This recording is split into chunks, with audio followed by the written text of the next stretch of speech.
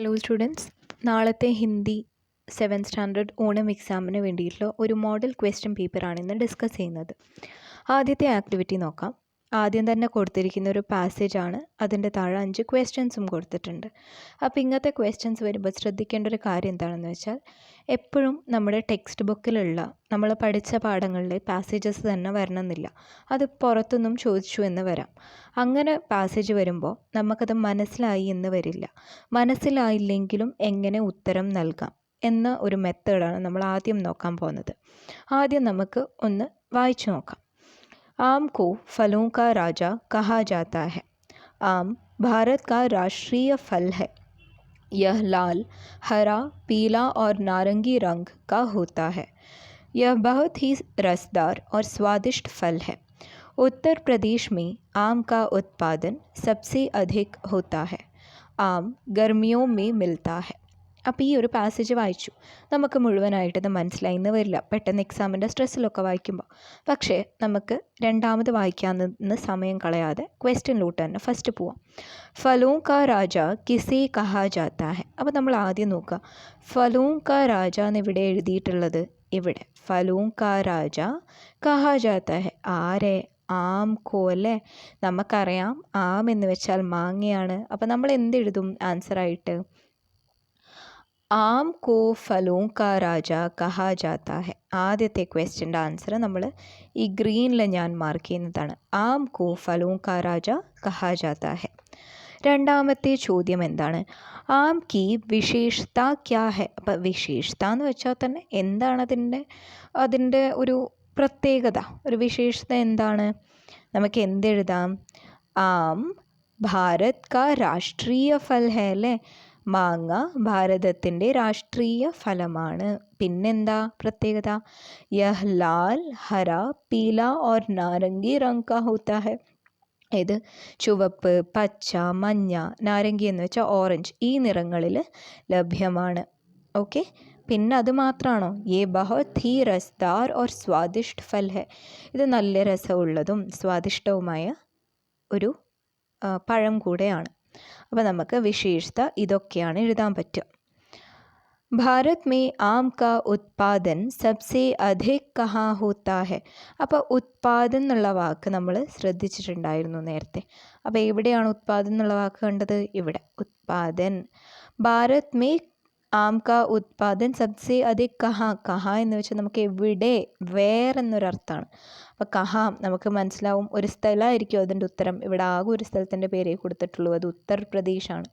ഉത്തർപ്രദേശിലാണ് മാങ്ങയുടെ ഉത്പാദനം ഏറ്റവും കൂടുതലായിട്ടുള്ളത്. ആം കബ് മിൽത്താ ഹെ. ആം കബ് എന്ന് വെച്ചാൽ എപ്പോഴാണ് കിട്ടുന്നത്? മിൽത്താ ഹെ, മിൽത്താ ഹെ. ആം ഗർമിയോ മേ മിൽത്താ ഹെ. അപ്പോൾ നമ്മൾ ക്വസ്റ്റ്യനിലുള്ള വേർഡ്സ് നമ്മുടെ പാസേജിലുണ്ടോ എന്ന് ആദ്യം നോക്കുക. എന്നിട്ട് അതിനെ ചുറ്റിപ്പറ്റിയിട്ടുള്ള ലൈൻസ് എടുത്തെഴുതുക. അപ്പം മിക്കവാറും നമ്മുടെ ആൻസേഴ്സ് കറക്റ്റ് ആയിരിക്കും. ഓക്കെ, ഇത് നമുക്ക് വായിച്ച് മനസ്സിലായില്ലെങ്കിൽ യൂസ് ചെയ്യാനുള്ളൊരു ട്രിക്കാണ്. ഇനി സഹി പ്രസ്താവ് ചുൻകർ ലിഖെ. ശരിയായ സ്റ്റേറ്റ്മെൻറ്റ്, അതായത് ശരിയായ ലൈൻ എടുത്തെഴുതാനാണ് പറയുന്നത്. ഭാരത് കാ രാഷ്ട്രീയ ഫൽ കേല ഹെ. ഭാരത് കാ രാഷ്ട്രീയ ഫൽ ആം ഹെ. കേല എന്നൊരു വാക്ക് പോലും ഈ പാസേജിൽ ഉപയോഗിച്ചിട്ടില്ല. ആം എന്നാണ് എഴുതിയിട്ട്. ഭാരത് കാ രാഷ്ട്രീയ ഫൽ ആം ഹെ. ഭാരത് കാ രാഷ്ട്രീയ ഫൽ ഹെ ആം, ഇതല്ലേ സെയിം ലൈനിൽ ഇവിടെ കൊടുത്തിരിക്കുന്നത്. അപ്പോൾ ശരിയായ സ്റ്റേറ്റ്മെൻറ്റ് ഇതാണ്. ഓക്കെ, അടുത്ത ആക്ടിവിറ്റി കവിതയാണ്. യഹ് ധർത്തി ഹെ ഉസ് കിസാൻ കി എന്ന കവിതയിൽ കുറച്ച് പങ്ക്തിയാം കൊടുത്തിട്ടുണ്ട്, അതായത് ലൈൻസ് കൊടുത്തിട്ടുണ്ട്. ഇനി നമുക്ക് ക്വസ്റ്റ്യൻസ് നോക്കാം. നിമ്നലിഖിത് ആശയ വാലി പങ്ക്തിയാം ചുനേ. ഈ ഒരു ആശയം പ്രകടിപ്പിക്കുന്ന ലൈൻസ് എടുത്തെഴുതുക. കിസാൻ മിട്ടി മേ സമൃദ്ധി കാ സ്വപ്ന ദേഖ്താ ഹെ. മണ്ണിൽ വിളയുണ്ടാവുന്ന, മണ്ണിൽ സമൃദ്ധി ഉണ്ടാവുന്ന സ്വപ്നം കാണുന്നു എന്ന് പറയുന്ന ലൈൻ ഏതാ? യഹ് ധർത്തി ഹെ ഉസ് കിസാൻ കി ആണോ? അല്ല. जो मिट्टी का पूर्ण पारखियाणो? अल्ला. जो मिट्टी के संग साथी तप कर गल कर मर कर कपा रहा है जीवन अपनाणो? ഇതൊന്നും അല്ല. അവിടെ സപ്നാന്നോ ഒന്നും വന്നിട്ടില്ല. ദേഖ് രഹാ ഹെ മിട്ടി മേ സോനെ കാ സപ്ന. അപ്പം സപ്ന ആയാലും സ്വപ്ന ആയാലും ഡ്രീം അഥവാ സ്വപ്നം എന്നർത്ഥമാണ്. അപ്പം ഈ ഒരു ലൈനാണ് ഈ ഒരു ആശയം ഉള്ളത്. കവിതാംശ് കാ ആശയ ലിഖിए. ഇനി ഈ കവിതയുടെ ഈ ഭാഗത്തിൻ്റെ ആശയം, ഇതിനു വേണ്ടിയിട്ട് നിങ്ങൾ യഹ് ധർത്തി ഹെ ഉസ് കിസാൻ കി എന്ന പോയത്തിൻ്റെ മീനിങ്ങും ആശയം ഒക്കെയുള്ള വീഡിയോ ഇട്ടിട്ടുണ്ട്, അത് പോയി കാണുക. ഓക്കെ. അടുത്തത് സാഫ് സഫായി മേ അവൽ ഗാവിൽ നിന്നൊരു പാസേജാണ്. ഏഷ്യ കാ സബ്സെ സാഫ് സുഥര ഗാവ് മാവ്ലിംഗ്നോങ് മേഘാലയ മേ ഹെ. എല്ലാവർക്കും അടുത്തറിയാം, ഏഷ്യയിലെ ഏറ്റവും വൃത്തിയുള്ള ഗ്രാമമായ മാവ്ലിംഗ്നോങ് മേഘാലയയിലാണ്. साल 2003 में इस गाँव को एशिया की सबसे साफ सुथरी गाँव के तौर पर चुना गया. 2003 വർഷത്തിൽ ഈ ഗ്രാമത്തിനെ ഏഷ്യയിലെ ഏറ്റവും വൃത്തിയുള്ള ഗ്രാമമായിട്ട് തിരഞ്ഞെടുക്കപ്പെട്ടു. इस गाँव की सबसे बड़ी खासियत ये है कि यहाँ की साफ सफाई गाँव वाले खुद करती है.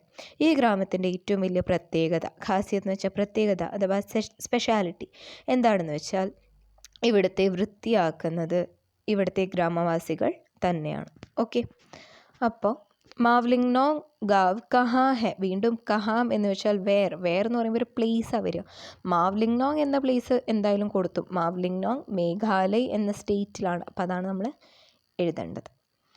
പ്രകൃതി സംരക്ഷൺ കാ പോസ്റ്റർ തയ്യാർ കരെ. അപ്പോൾ ഇതെല്ലാവർക്കും ചെയ്യാനറിയാമെന്ന് ഞാൻ വിചാരിക്കുന്നു.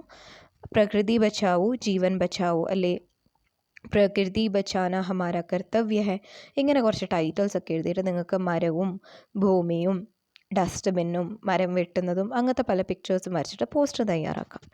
അടുത്ത ആക്ടിവിറ്റി ഖുദ് സേ പ്യാർ കവിതയെ കുറിച്ചാണ്. ധരക്ത് അപ്നെ ഫൂലോൻ സേ ഇത്നാ പ്യാർ കരെ കി വോ ദേ സകേ ഫൂൽ ദുനിയാ കോ ഭി. മരം തൻ്റെ ഫൂൽ എന്ന് പറയുമ്പോൾ ഫ്ലവേഴ്സിനെ, അല്ലെ പൂക്കളെ ഇത്രയും സ്നേഹിക്കുന്നു, അതുകൊണ്ട് തന്നെ ഈ ലോകത്തിന് തൻ്റെ പൂക്കൾ നൽകാനും സാധിക്കുന്നു. ബാദൽ അപ്നെ ജൽ സി ഇത്നാ പ്യാർ കരെ കി വോ ദേ സകേ ജൽ ദുനിയാ കോ ഭി. മേഘം തൻ്റെ വെള്ളത്തിനെ എത്രയും സ്നേഹിക്കുന്നു, അതുകൊണ്ട് തൻ്റെ വെള്ളം മഴയുടെ രൂപത്തിൽ ലോകത്തിന് കൊടുക്കുന്നു, അല്ലേ? അപ്പോൾ പോയത്തിൻ്റെ അർത്ഥം അറിയാത്തവർ ഖുദ് സേ പ്യാർ എന്ന ലെസൺ വീഡിയോ കാണുക. ഫസ്റ്റ് ക്വസ്റ്റ്യൻ, പേട് കെ ലിയെ പ്രയുക്ത് ശബ്ദ് കോൺ സാ ഹെ. പേടിന് വേണ്ടി ഈ പോയത്തിൽ ഉപയോഗിച്ചിരിക്കുന്ന വാക്ക് ഏതാണ്? നമുക്ക് എല്ലാവർക്കും അറിയാം, ധരക്ത് ആണല്ലേ. നമ്മൾ ധരക്ത് മാർക്ക് ചെയ്യുക. മേഘ് കാ സമാൻ അർത്ഥ വാല ശബ്ദ് ക്യാ ഹെ. സമാൻ അർത്ഥം എന്ന് വെച്ചാൽ സെയിം മീനിങ് ഉള്ള വാക്ക് ഏതാണ്? മേഘ് എന്ന് വെച്ചാൽ മേഘം. മേഘത്തിൻ്റെ ഹിന്ദി വേർഡ് എന്താ വേറെ? ബാദൽ അല്ലേ. അപ്പോൾ ബാദൽ എന്ന് എഴുതണം. സഹി മിലാൻ കരി. അപ്പോൾ മാച്ച് ദ ഫോളോയിങ് ആണ്. ധരക്ത് ഖുദ് സേ പ്യാർ കരെയാണോ? അല്ല. ഹം ഖുദ് സേ പ്യാർ കരെ അല്ലേ. ഹം എന്ന് വെച്ചാൽ നമ്മൾ നമ്മളെ തന്നെ സ്നേഹിക്കണം. ഓക്കെ. ഇനി ധരക്ത് എന്താ? ധരക്ത് എന്ന് വെച്ചാൽ പേട് എന്തിനെയാണ് സ്നേഹിക്കുന്നത്? ഫൂലിനെയാണ്. അപ്നെ ഫൂലോൻ സേ പ്യാർ കരെ.